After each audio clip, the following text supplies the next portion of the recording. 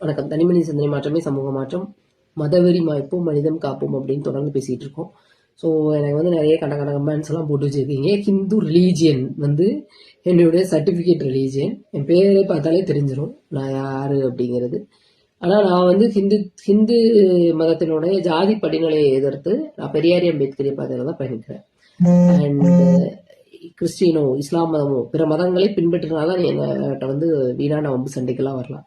எந்த மதத்தையுமே பின்பற்றல, எந்த மதத்தின் மீதும் எனக்கு நம்பிக்கை இல்லை. தந்தை பெரியார் இந்து மத கடவுள்களை மட்டும் பழிக்கல, அவர் சித்திரகுப்தன் விவாதங்கள்னு அவருடைய புத்தகங்கள் இருக்கு. அதை எடுத்து படிச்சீங்கன்னா அவர் புத்த மதத்தை கூட விமர்சிச்சிருப்பார். அவர் வந்து எல்லா கடவுள் இல்லை அப்படின்னா எந்த கடவுளும் இல்லை அப்படிங்கிறது தான் தந்தை பெரியாரினுடைய பாதை. ஆனா ஹிந்து ரிலீஜியனை ஏன் நாங்க பர்டிகுலரா தாக்குறோம் அப்படின்னா, ஹிந்து ரிலீஜியன்ல வந்து பகவத்கீதை ஜாதி வர்ணாசிரம கட்டமைப்பை உருவாக்கியிருக்கு. அதுதான் உருவாக்கியிருக்கு. அது ஒரு பார்ப்பனிய இலக்கியம். அது உருவாக்குன அந்த ஜாதிய வர்ணாசிரம கட்டமைப்பை தான் இன்னைக்கு ஆட்சி முறையில வச்சிருக்காங்க அவங்க. சமூக அளவுலையும் அது வந்து செயல்பாட்டுல இருந்துகிட்டு இருக்கு. இன்னும் அந்த வர்ணாசிரம கட்டமைப்பு அதை எதிர்க்கிறோம் நாங்க. அதனால நம்ம வந்து ஹிந்து மதம் அல்ல அப்படிங்கறத அறிவிக்கிறோம். அண்ட் அடுத்ததாக இப்போ பெண்களும் ஜாதியும் அப்படிங்கறத பத்தி பேச போறோம். பெண்களுக்குள்ள ஜாதிய உணர்வு எப்படி வந்தது அப்படிங்கறத பத்தி இன்னைக்கு பேசுறாங்க இல்லையா. இன்னைக்கு ஆணவ கொலை பண்றதுல பெண்களுக்கு பங்கு இருக்கு. ஒரு ஒரு ஜாதி வெறியோட பெண்கள் தலித் மக்களை ஹேண்டில் பண்றதெல்லாம் நாங்க பாக்குறோம். ஸோ தலித் மக்களும் பெண்கள் ஒண்ணுதான். அந்த சமூகத்துல அடிமைப்படுத்தப்படுறதுல ரெண்டு பேருமே ஒண்ணுதான். ஆனா ஒரு தலித் ஆணை ஒரு உயர் சாதி பெண் வந்து மிக கேவலமாக நடத்த முடியுது, நடத்துறாங்க. அதை நம்ம பார்க்குற இரட்டை குவளை முறை பின்பற்றக்கூடிய பெண்கள் இருக்காங்க. ஸோ அப்போ பெண்களும் பெண்களுக்குள்ள உனக்கு நீ இவ்வளோ ஜாதி வெறியா இருக்கிற உனக்கு பெண்கள் வந்து ஜாதி சங்க தலைவராக இருக்காங்களா? எங்கேயாவது ஜாதி சங்க தலைவராகி இருக்காங்களா? இல்லை எந்த ஜாதி சங்கமாவது பெண்ணுக்கு இப்போ ஒரு பெண் வந்து ஒரு நல்ல பெண்ணுக்கு வரன் பார்க்கும்போது எல்லாரும் வந்துடுறாங்க. எல்லா ஜாதி சங்கத்துக்காரனுமே வந்து என் ஜாதிக்குள்ளதான் மாப்பிள்ளை பாப்பேன்னு வந்துடுறான். அதே அந்த பெண்ணுக்கு வந்து இரண்டாவது திருமணம் ஃபெயிலியர் ஆயிடுது, விடோ ஆயிடுறா. அவளுக்கு இரண்டாவது திருமணம் பண்ணி வைக்க எந்த சாதி சங்கத்துக்காரனாவது வந்ததுண்டா? பார்த்துருக்கீங்களா? வந்ததில்லை. சரி, நம்ம வீட்டில் பிறக்கிற ஒரு குழந்தை வந்து திருநங்கையா வளரும்போது அதனுடைய ஃபீச்சர்ஸ் வந்து மாறிடுது, அது திருநங்கையாக அறிவிக்கப்படுது. அப்போ அந்த குழந்தைய தெருவில் விடுறியே, எத்தனை இடத்துல திருநங்கைகளும் திருநங்கைகளும் ரோட்ல கையேந்தி நிற்கிறாங்க. அவங்க கிட்ட ஜாதி இல்லையா? அவங்க உங்க ஜாதியை சேர்ந்தவங்க இல்லையா?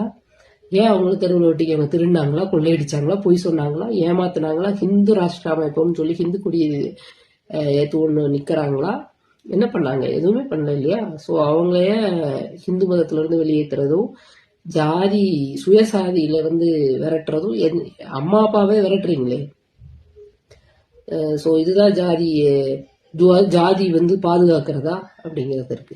அப்புறம் டொமஸ்டிக் வயலன்ஸ், வரதட்சணை கொடுமை பண்றதெல்லாம் சுயசாதி கிடையாதா? வரதட்சணை கொடுமை பண்றதெல்லாம் சுயசாதி திருமணங்கள்ல வரதட்சணை கொடுமை இல்லையா? ஒரு சொந்த வீட்டுக்குள்ள பாலியல் வன்முணர்வுகள் பண்றது இல்லையா? இதெல்லாம் ஜாதிக்காரங்க அந்த ஜாதி பெண்களுக்கு கொடுக்கறது தானே.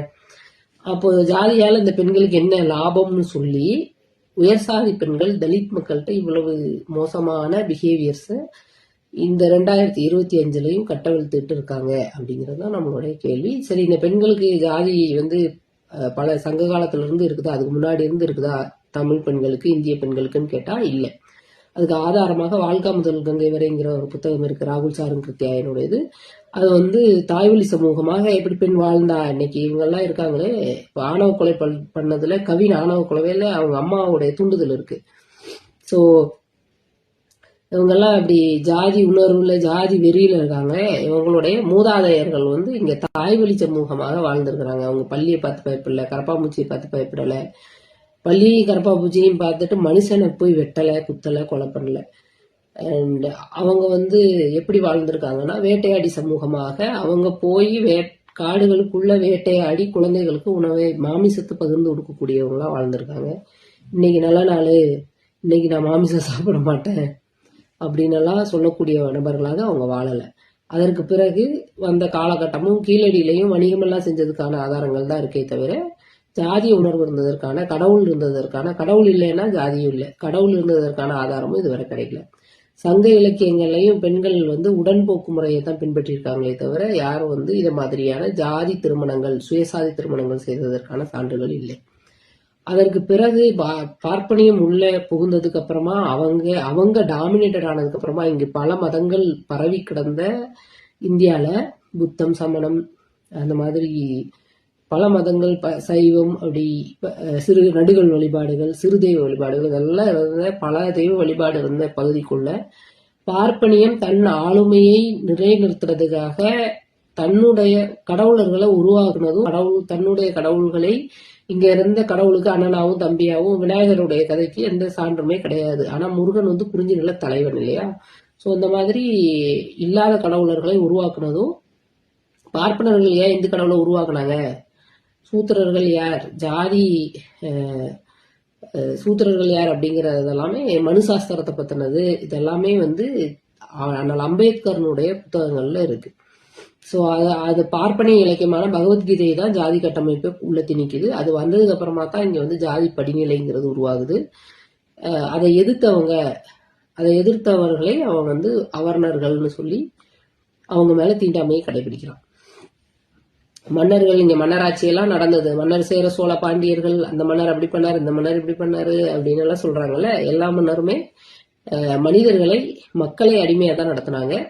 அதுல பெண்கள் வந்து நிலையை நீங்க கேட்கவே வேண்டாம். அதற்கு பிறகு சில பெண்கள் வந்து ராணியாவே இருந்தா கூட அவங்களுக்கு தத்தெடுக்கிற உரிமையோ, அவங்களுக்கு வந்து மறுமண உரிமையோ இல்லாம தான் இருந்தது மன்னராட்சியில.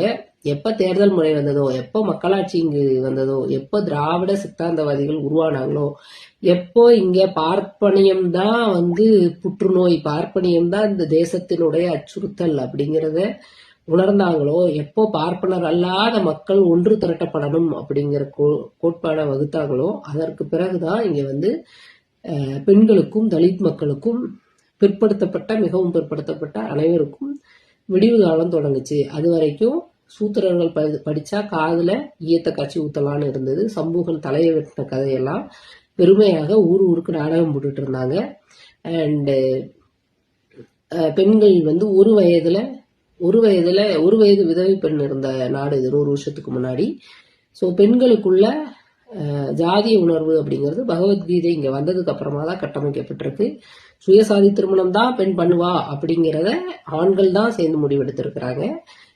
ஸோ இப்போ பின்பற்றிட்டு இருக்கீங்க இல்லையா என்னுடைய ஜாதிங்க. ஸோ அந்த ஜாதி சங்கங்கள் உங்களுடைய எந்த கெட்ட நேரத்திலையும் கூட வராத அந்த ஜாதியை விட்டொழிக்கணும் அப்படின்னு பெண்களால தான் அது முடியும். ஏன் அப்படி சொல்றோம் அப்படின்னா, உலகம் முழுக்க இருக்கக்கூடிய பாப்புலேஷன்ல சரிபாதி பாப்புலேஷன் பெண்கள்னா, மற்றவங்க எல்லாம் அந்த பெண்களினுடைய குழந்தைகள் அப்படின்னு சமீபத்தில் ஒரு கோட் படித்தேன். ஸோ அது உண்மையா இருக்கும் பட்சத்தில் இந்தியாவில் இருக்கக்கூடிய அனைத்து பெண்களும் ஜாதிய உணர்வை முடி மாதிரி தூக்கி போட்டாங்கன்னா, அடுத்த தலைமுறைக்கு கடத்தாம விட்டாங்கன்னா, ஜாதிய உணர்வு வந்து ஜாதி மறுப்பு திருமணங்களை ரொம்ப சர்வசாதாரணமாக இயல்பாக ஏற்றுக்கொண்டாங்கன்னா இங்க வந்து ஜாதி காணாம போயிடும்.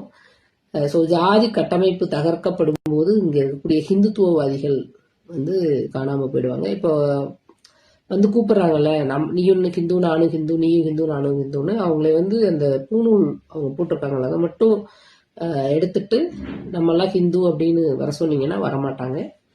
ஸோ அவங்களுடைய பொலிட்டிக்கல் அஜெண்டாவில் விழாம தொடர்ந்து விழிப்புணர்வோடு செயல்படணும். வாழ்த்துக்கள். நன்றி.